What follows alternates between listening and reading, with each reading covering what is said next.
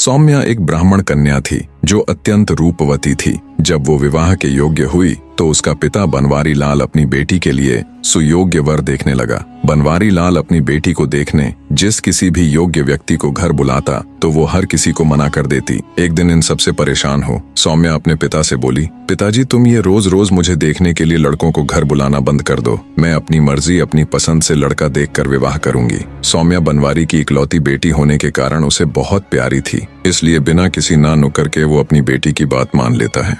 जिस नगर में बनवारी अपनी बेटी सौम्या के साथ रहता था उस नगर के ऊपर राजा वज्रदेव का शासन था। वज्रदेव बड़ा प्रतापी और हमेशा अपनी प्रजा के हित में सोचने वाला राजा था। कहानी को आगे बढ़ाते हुए दैत्य दंभिकासुर बोला, तो विक्रमादित्य एक समय ऐसा आया जब उस नगर में चोरियां होने लगी। धीरे धीरे वो चोरियां इतनी बढ़ गईं कि शायद ही कोई ऐसा दिन हो कि नगर में चोरी न हो। नगर के वासी आए दिन होने वाली इन चोरियों से बहुत परेशान थे।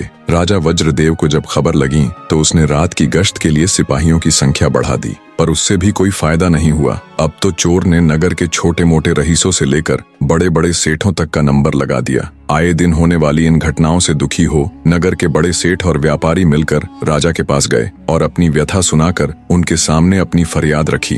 राजा वज्रदेव ने उनका दुखड़ा सुन अपने सभी सिपाहियों को दिन रात नगर के कोने कोने में तैनात कर दिया, पर फिर भी चोरियां कम नहीं हुई। अब राजा के लिए भी ये विषय अत्यंत गूढ़ बन गया। उसने विचार किया कि कहीं मेरे सिपाही भी चोर के साथ ना मिल गए हों। अंततः राजा वज्रदेव ने खुद चोरों को पकड़ने का बीड़ा उठाया। अब हर रात को वो खुद अपने कुछ सिपाहियों की टुकड़ी लेकर राज्य में गश्त के लिए निकलता। जब राजा सजग हुआ तो कुछ समय के लिए चोरियां रुक गईं, पर एक रात जब राजा गश्त पर था तो उसने एक संदिग्ध व्यक्ति को भागते हुए देखा। राजा ने तुरंत अपने सिपाहियों को आदेश दिया, उसे फौरन पकड़ो। राजा का हुक्म मिलते ही सिपाहियों ने दौड़कर उस चोर को दबोच लिया। उसे राजा के सामने पेश किया गया तो उसके पास से चोरी का सामान भी मिला। जब राजा ने सख्ती से उससे पूछा तो उसने चोर होने की बात कबूल ली। राजा ने क्रोधित होते हुए अपने सिपाहियों को आदेश दिया कि इसे कैद खाने में बंद कर दिया जाए। अगले दिन राजा ने पूरे नगर में ढिंढोरा पिटवा दिया कि चोर पकड़ा गया है। कल उसको सारे शहर में घुमाने के बाद फांसी पर लटका दिया जाएगा। चोर के पकड़े जाने के समाचार पर सारे नगर में खुशी का माहौल हो गया। जब उस चोर को नगर परिक्रमा के लिए निकाला गया तो सारा नगर उसे देखने के लिए टूट पड़ा। स्त्रियां अपने घरों के झरोखों और छतों पर आ गईं।